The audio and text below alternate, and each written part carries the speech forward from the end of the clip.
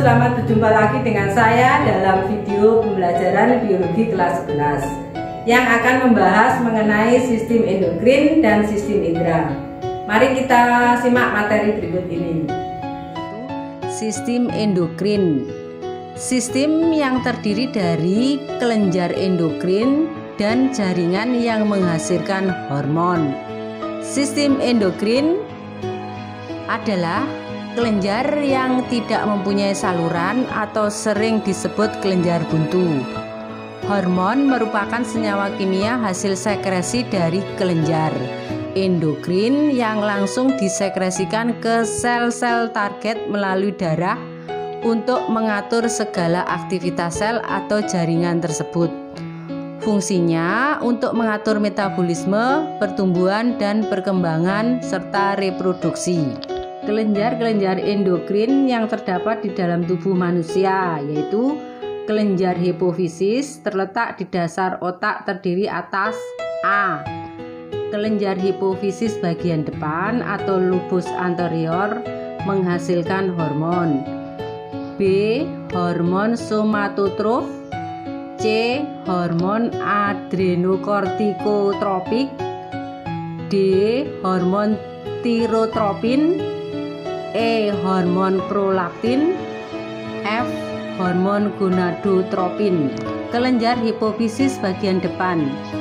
Kelenjar hipofisis bagian tengah atau lobus intermediate menghasilkan melanocyte stimulating hormone atau MSH yang berfungsi untuk mensintesis melanin atau pigmen warna.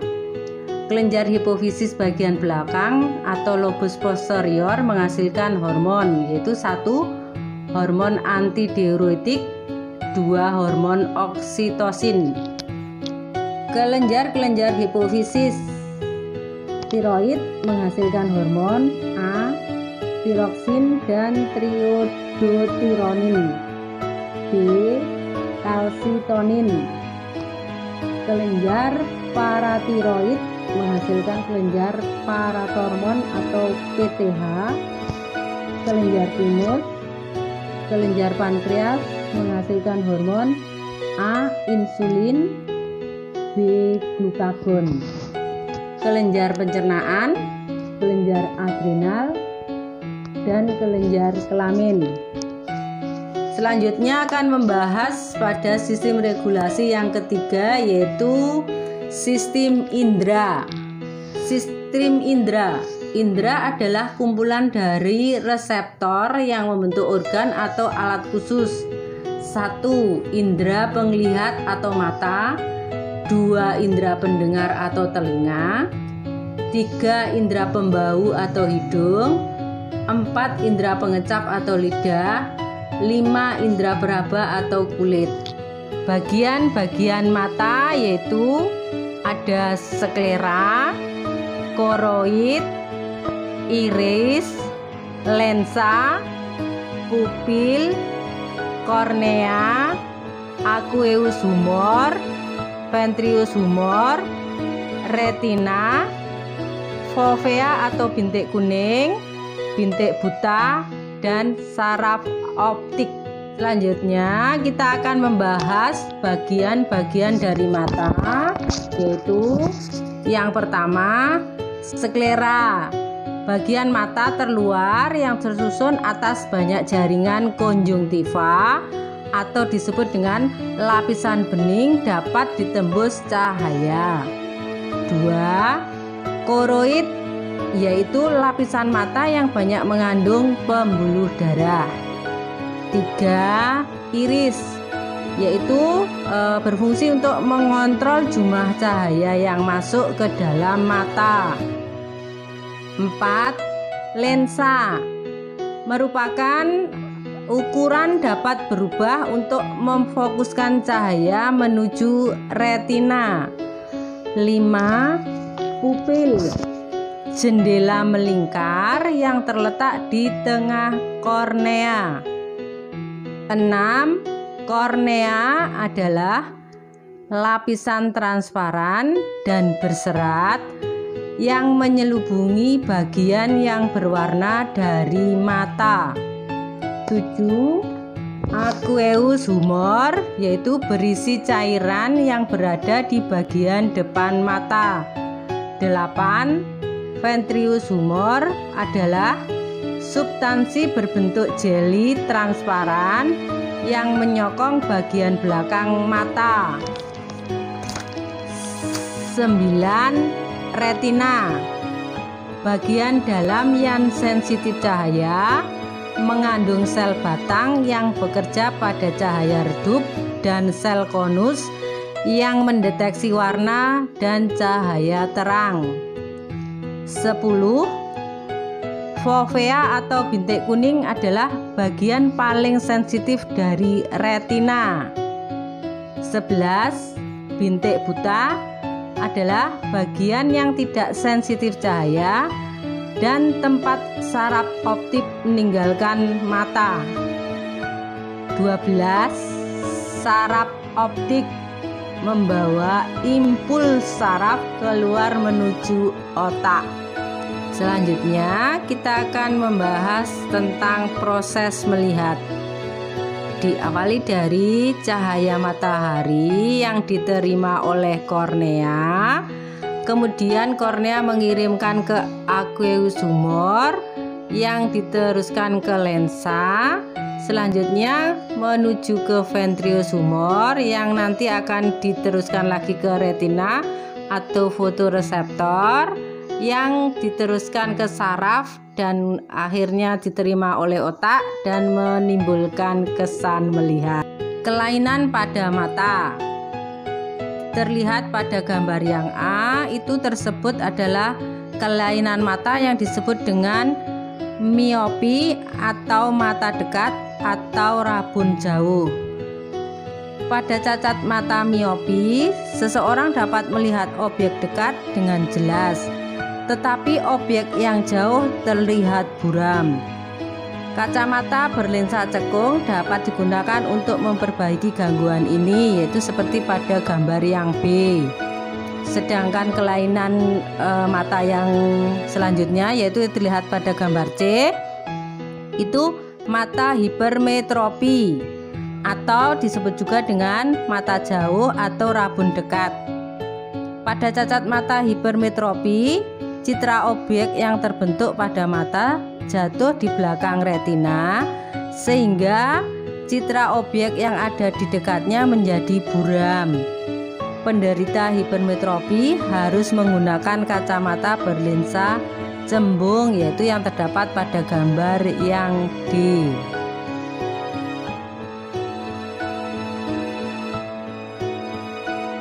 Selanjutnya kita akan membahas indera pendengar yang terdiri dari telinga luar, yaitu daun telinga, liang telinga yang membantu mengkonsentrasikan gelombang suara. Telinga tengah, yaitu antara lain 1. Membran timpani atau selaput gendang, fungsinya untuk menerima gelombang suara. 2. Tulang-tulang pendengaran, antara lain tulang martir atau os malleus, tulang landasan atau os incus, dan tulang sanghudi atau os stapes, meneruskan vibrasi ke jendela oval. 3. Saluran eutasius, yaitu fungsinya untuk menyeimbangkan tekanan udara antara telinga tengah dengan lingkungan.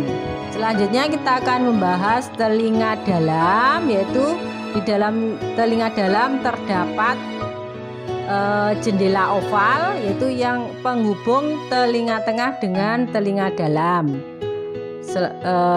Jendela melingkar itu fungsinya sebagai reseptor suara. Koklea atau rumah siput itu berfungsi sebagai reseptor untuk gerakan kepala. Saluran semisirkuler dan utriculus sebagai reseptor gravitasi. Membran basilar itu berfungsi meneruskan vibrasi. Organ korti, tempat terdapatnya reseptor suara berbentuk rambut. Membran tektorial yaitu berfungsi meneruskan vibrasi ke organ korti. Selanjutnya kita akan membahas proses dari mendengar. Dimulai dari getaran suara yang kemudian menuju ke saluran pendengaran, selanjutnya menuju ke membran timfani, terus menuju ke martil, lalu menuju ke landasan, diteruskan lagi ke sagurdi, kemudian ke tingkap bulat, dilanjutkan ke cairan pada koklea yang bergetar, yang nanti akan berujung pada ujung saraf dan kemudian menuju ke bagian otak dan nanti akan menimbulkan persepsi suara. Selanjutnya kita akan membahas indera pembau. Sel-sel pembau mempunyai ujung-ujung berupa rambut halus yang berhubungan dengan saraf melalui tulang saringan dan bersatu menjadi urat saraf olfaktori yang menuju ke otak, menerima rangsang berupa bau atau olfaksi. Berikutnya kita akan membahas bagian-bagian dari hidung. Yang pertama, tulang hidung, yaitu ini fungsinya sebagai pelindung hidung dari faktor luar. Yang kedua, serabut saraf pembau atau olfaktori, ini berfungsi menerima rangsang berupa bau, ini terdapat di dalam hidung. Yang ketiga, serabut saraf ke otak.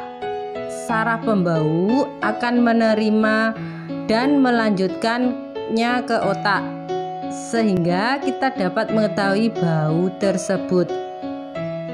Keempat, lendir. Bagian yang berfungsi untuk menghasilkan mukus atau ingus yang berfungsi untuk melindungi kita dari berbagai macam kotoran dan bakteri. Kelima, silia saraf pembau merupakan rambut-rambut yang terdapat di bagian bawah serabut saraf pembau. Fungsinya untuk menyaring udara yang masuk sehingga kotoran atau debu yang masuk ke dalam hidung tidak menghambat pernapasan kita. Selanjutnya kita akan membahas tentang indera yang keempat, yaitu indera pengecap. Ini merupakan reseptornya disebut dengan kemoreseptor, yaitu berupa zat kimia. Terdapat di lidah dalam bentuk puting atau papil pengecap. 3 macam papil. Papil bentuk benang atau papil peraba yang menyebar di seluruh permukaan lidah. Papil yang dilingkari saluran atau disebut dengan papil pengecap, dan papil yang berbentuk martil atau papil pengecap yang ada di tepi lidah. Indera pengecap yang mampu mengecap 4 cita rasa, yaitu manis ujung lidah, asin samping depan lidah, asam samping belakang lidah, dan pahit yaitu pada pangkal lidah. Berikut gambar dari bagian-bagian lidah yang sudah diterangkan tadi, yaitu kalau misalkan manis terdapat pada ujung lidah, terus di bawah belakangnya itu ada rasa asam, terus bagian belakang agak tengah itu asin, paling pangkal itu rasa pahit. Berikutnya kita akan membahas indera peraba. Terletak di kulit. Ada yang ujung sarafnya bebas, ada yang berselubung atau disebut dengan saraf korpuskel. Beberapa ujung saraf pada kulit yaitu Pacini, tekanan kuat, Ruffini, tekanan panas, Meissner itu rasa nyeri, Meissner itu sebagai ujung peraba, Krauss atau rasa dingin.